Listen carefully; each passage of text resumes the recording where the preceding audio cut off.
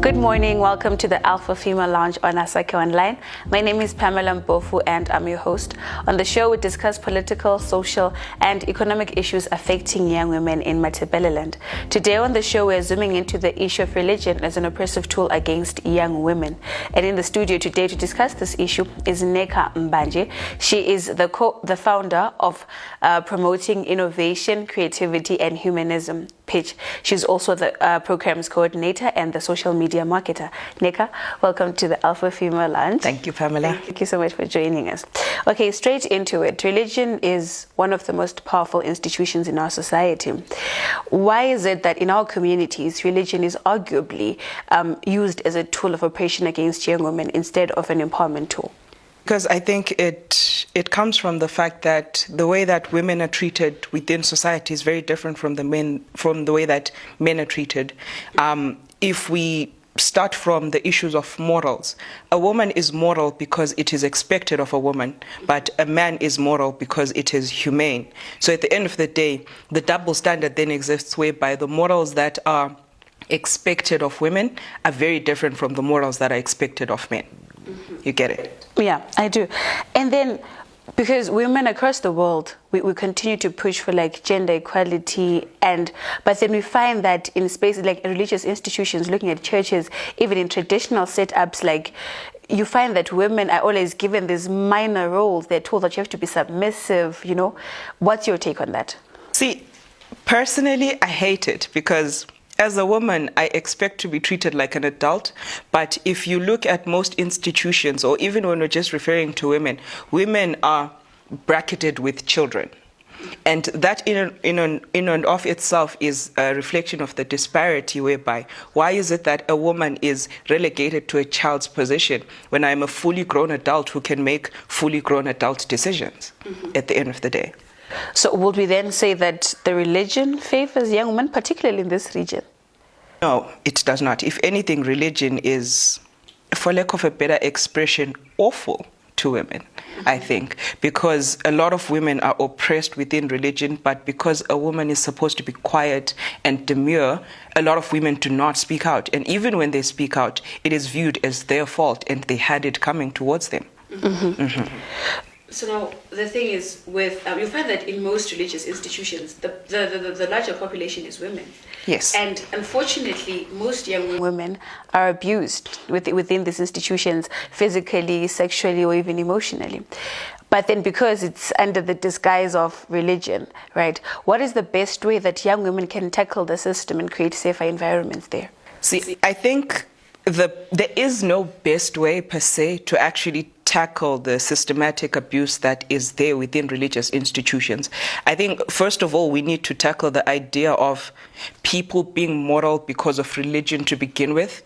Because I think if women and men as well begin to understand that morals and ethics don't come from religion, then we can actually then begin to have that conversation whereby, okay, fine, we understand that so-and-so or Pastor A abused a woman in the church. It then boils down to the fact that the pastor was immoral, and even though that woman was in the church, it is not her fault. You get that? So I think it just stems from the fact that we view religious bodies and people who have high religious posts as the ones who dictate those morals and those ethics, which is really not the case. Okay, so because the population is like most of the population in the world is women, right? And young women's voices particularly are very instrumental in like the development of any place, of any nation, right? Unless we get to a point where we have religious freedom for women, women will always be like the backbenchers. They'll always be at the end of the table, right? Do you think religious freedom is attainable for young women? I think this is where institutions like Pitch then come in. Because right now, if we say that we want religious freedom for young women, how are we going to attain that? Because even if you look at the way that women are socialized from like a very young age, you're socialized to be very quiet, you shouldn't speak out of turn. And hence at the end of the day, when you're now within a religious institution, you tend to internalize those teachings, and at the end of the day you won't speak out. So as Pitch, we come in and we say that no, we understand that you're a religious person and you're religious because ethics and morals, but we want to teach you that in spite of those ethics and morals, you can still speak out against the abuses that exist within those institutions. And it does not make you an immoral or unethical person at the end of the day. Okay, so if we look at it from like a Christian point of view, you'll find that scripture will say that women are supposed to be submissive, right? But then now, in the age that we're living in, right, we're seeing that in as much as women are being submissive because of what religion says, the extent it's just gone to a place where women are no longer noticed. Women are just belittled, right? To what extent should women be submissive? If you're asking about my personal opinion, none at all. Because at the end of the day, submission implies an element of power, whereby somebody has power over you. And I feel the moment we bring power dynamics into any relationship at the end of the day, it's doomed to fail. So in as much as, yes, there is the whole you should submit to your partner and things like that, I don't think that we should actually submit. Respect, yes, respect is required for any human being, but submission, not so much. Okay, I understand. We have seen a number of religious practices that affect young girls. We have child marriages, we have incest, and the list goes on. Would you say that our legal system, our government is doing enough to protect the girls? No, not at all. Because you find that for example, religious beliefs like in the Amapostori religion, it's time and time again, so many abuses have come out of that religion, and the justice system has done nothing to remedy it. And at the end of the day, these women will then exist within those institutions because they have no choice, to be honest. And even if they go to society and say that, no, I am being abused, absolutely nothing is done, because they know that the justice system is way too lax on religious institutions, and they expect that religious institutions will actually exercise their own form of justice per se, and that justice is already skewed towards the man and the one with the power. So really, I think our justice system has a lot to do in terms of actually bringing these religious institutions into the light and saying that, no, there's a lot of abuse that's going on here, and if you have to dissolve, then dissolve. Okay, so now you'll find that maybe in a Makai, right? Most girls, a lot will happen to them. Maybe you'll be married off at like grade 7. You don't understand how the justice system works, and we want everyone, even Umtana or Seplam, to want them to understand that, you know what, this is not it. This is not what's supposed to happen, because even the Constitution doesn't allow you to be married at this age. But because the same Constitution allows for freedom of religion,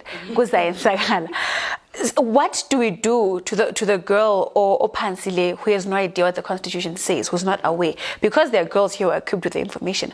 What do we do for the girl who's not aware of her rights, what the Constitution says? See, I think that's where the necessity for organizations like ours then comes in. Because if you look at like the organizational landscape right now, there is a lot of emphasis on food and you know, basically just hunger and things like that. But then we forget that, okay, fine, once the plate is full or once your tummy is full, there's still issues that affects the girl child within those rural areas that we need to address. So we come in as pitch with the whole idea of creativity and innovation, whereby we teach young girls that it is okay to think for yourself, and whatever idea you have, you then explore that idea and see where it takes you. And even just teaching basic human rights, because you find that most girls within the rural areas don't understand the concept of basic human rights, and that's a problem in and of itself. So we go out there into the community and we try and teach as much as we can in terms of basic human rights, even the Constitution as a whole, and how to tackle these situations whereby if you find yourself in a situation where you're married off to somebody and you feel that it is not right, these are the channels that you're supposed to take. And if these channels don't help you, then you can also come to us, and then we also try and help you as well as an organization. Okay, and then we also look at, because, you know, religion, it will probably come from a family, we're in this particular church. So now something has happened, and then because my mom is so affiliated, my dad is so affiliated to the church, and I tell them this happened. You know, you find those things are being dismissed, or they're being just hid under the carpet. What can we do within family setups? Because we can only do as much, fine, to educate the girl, but where they come from is also important, because they might have an opinion, but then there's a whole different situation altogether. Very much so. I think personally there is a mandate to actually not just educate the girl, but also the mother as well. And then once you bring in the mother, it's a bit easier to then actually dismantle that religious oppression that may exist within that family dynamic.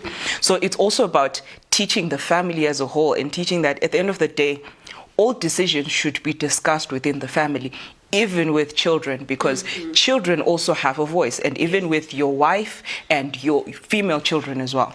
So they also deserve a voice. Okay, so, you said because we have a voice, and we do have a voice. But if you look at our typical setups, our Met South, Met North, even Bulawayo, you'll find you don't really have much ground. If you say anything, very much so, very much so. See, if you say something so Englishified, you know, so they'll tell you, Tata isn't just from. And now, because I have learned about my rights, and maybe my parents are not that educated on my rights. So when me coming to that, no, the Constitution says this. They feel like saying with the education. And we don't want it to be like that. So like around that area, how can we shift there? Because we don't want them to think, Uguti, you're coming sort of as an attack, but we want them to understand, no, this is how it's supposed to be. You know, instead of your religion, I have rights as well, you know. I think it boils down to how much we can teach, and then if really the teachings cannot go so far, then that's when we take a bit more drastic measures. You understand? Because at the end of the day, even if we teach the child, the parents will still remain with that dogmatic thinking. And so if you teach the parents, at least it will be that even if as a mother I say, no, you should be married to this 50-year-old, I'll still think like, no, but then this is wrong. I could get arrested, you know, there's so many issues that could affect my daughter. I then need to think twice. And at the end of the day, I then become aware of the consequences of my actions and also what can possibly happen to my daughter as well. Okay, so we're saying we enforce the law if our teachings are not... Exactly. But we should start with teachings as well, because we've seen with a bit of some of the surveys that we've done as Pitch, that if you teach, most residents are actually more likely to then be accepting of when a child comes in and says, no, mom, I do not want to do this, or this is wrong by constitutional law. Yes, they are more likely to act in situations like that. Okay. This is the Alpha Female Lounge on CITE Online. If you're just tuning in, we are talking about religion as a tool in communities against or for young women. My name is Pamela Mpofu and I am your host. We're still with Mneka. Okay, so like earlier we said that the Constitution allows for freedom of religion. And if in my religion it says that we can get married at 15. We have the backing of the Constitution. Do you think that maybe it's time we revisited the Constitution and said, you know what, this needs to be altered? Because at the same time, the rights of children don't allow us to be married at that time. So there's like a contradiction between those two sections. I think the Constitution needs to be overhauled, like the entire Constitution, in terms of how much freedom of religion is actually expressed. And I think in and of the government itself, because if you take a look at our government, we tend to have a leaning towards Christianity. And you find that within Muslim communities, there's a lot of Muslim children and Muslim women who are infringed upon because, one, they are women, and two, they are not of that Christian proclivity. So as the government, first of all, we need to actually take a very secular stance when it comes to religion, such that despite the religious affiliation, we say that, no, this is the law. It doesn't matter whether you're Muslim, Hindu, or Christian, this is the law. Okay. And then what's your take on the double standards that we have in our different religious institutions, traditional, Islam, Christian, Hindu, you know? You'll find that a girl can get pregnant out of wedlock, and they're told you cannot be part of the youth, you cannot partake in this anymore because you now have a child out of wedlock. But at the same time, the same guy can have a child out of wedlock, but they still have the same privileges that they had. See, this boils down to the societal beliefs that exist. The fact that at the age of 5, when a boy climbs a tree, it's he's being a boy. But when a girl climbs a tree, it's no. She'll fall. She's fragile. It starts from there. The fact that as women, in as much as we want to preach equality and say that, yes, women are equal to men, but our societal beliefs still put the women down as compared to the men. And that in and of itself just creates this large disparity between what a woman can become and what a man can become. Okay, so do you think are we at a point where maybe we're seeing that we can get to a point where in all our religious institutions we can get to a certain part where everyone is at par? Not that women are for Sunday school, women are for cooking. Women should teach the children. They are cooking. They should also be given. Are we at a point where we can actually get to that point, which young women can have the same positions as men? See, I think as long as the government maintains a religious stance or a non-circular stance, I don't think we'll reach that point whereby within any religious institution, men and women are equal. So once the government then says that, no, we are not of any religious proclivity, then religions in and of themselves are then forced to actually then look at their own constitutions and their own rules and regulations so that they actually comply with the constitution that will then be put in once the government takes a secular stance. Okay.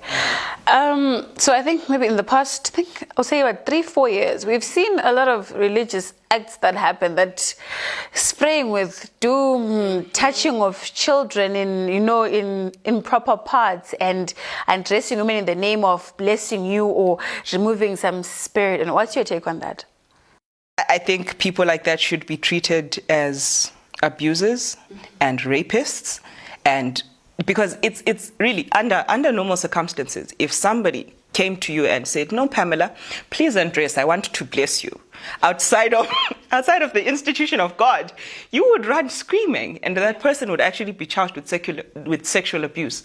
But because it's in the institution of God or whatever deity that institution believes in, it's then deemed as okay. And I don't think that is proper, because that's a violation of sexual rights, that's a violation of human rights, and that's really degrading to that woman. And it is very traumatic. I believe being blessed is very traumatic for those women.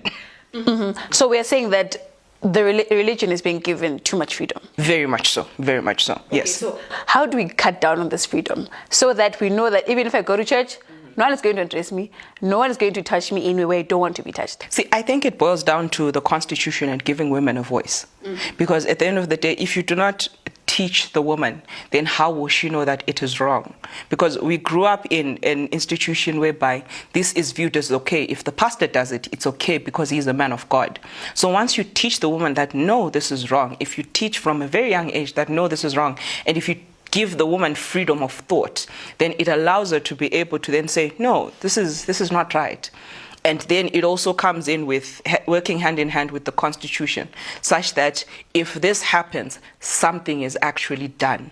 And it's also a burden on the society to say that, okay, fine, this woman who exists in our society was abused. We need to protect her, even if we're protecting her from the pastor. Mm-hmm. All right. So, as we said, that religion is really powerful, right? And if practiced well, could be very empowering for young women. How can then young women push, even in places of politics, push to say that our main agenda is to make sure that we want this, even in the Constitution, changed? We want to make sure that these are safe spaces for us. See, I think programs and organizations like Pitch as well then come in to actually bridge that gap, because it's very difficult to say, as a woman from whatever religion that I come from, I say, no, I want to see change and I want to enact change. As a singular entity, it is very difficult, because you're fighting against institutions that have been there for tens of hundreds of years. So at the end of the day, I think it's a burden on the organizations that are actually there to help the girl child to say, no, this exists, and we should actually make it a point to actually then try and help these women and to make their voices heard in whatever way we need to, because this is affecting our women, and in turn it's affecting our future generations as well. We'll also take note that in some institutions, I don't know, maybe it's because someone has been affiliated to a particular religion for so long, that even if at age 12, you'll find that a girl is telling you, no, this is okay because I've been taught that this is how it should be. Yes, you want to teach them, but it's very difficult to get through to someone like that, So how can we go about it? See, that's where a government, the constitutional law comes in, whereby when it happens to a girl, see, it's easy for human beings to take into consideration that, okay, this happened and there were certain consequences for this, meaning this is wrong, even if it was something that's been taught to me from like a very young age. So once we start seeing consequences for these terrible actions, then it makes it easier to then go to young children and say, you see, this is what happened to that person, meaning this is wrong. Despite what you have been taught, this is very wrong, and we are trying to protect you. Yes. So yeah, I think it comes down to just having consequences for the terrible actions that actually exist within the religious institutions. Okay. And we can have these conversations in such spaces and even in our general spaces. Yes. But do you think in our religious institutions, in our churches, in our mosques, wherever, are we ready for such conversations to be held? I don't think it's a matter of whether or not we're ready. It's a matter of whether or not it's imperative. And I think it is very imperative to actually start having these conversations, because if we get to a point whereby being raped by your pastor is normal, something is very wrong within the society. So whether or not we are ready is of no consequence. It needs to be done now. Yeah. Yes. Okay, then before we wrap up, is there anything that you would like to add? I think just for people to go on the site and just to read up on what we do as Pitch, and also we also have campaigns that we run in terms of empowering women and also giving them spaces to write their stories and to basically exercise their creative thinking. So yes, they can just go on the site, and then they can also contact us. Contact details are also available on the site. Okay, thank you so much. Okay, that's all we had for you today on the Alpha Female Lounge, and we were talking about religion as a tool of oppression against young women in the region. You can also continue the conversation on our social media platforms, on Twitter, on Facebook, on Instagram, as well as on YouTube. Don't forget to follow us on those social media platforms as well. You can also follow me on Twitter at Pamela Mbofu1 and on Instagram at The Media Babe. Mneka, thank you so much for joining us in the studio for such a lovely discussion, and we wish you guys all the best as Pitch. Thank you. Okay guys, thank you so much for joining us today. Until next week, goodbye.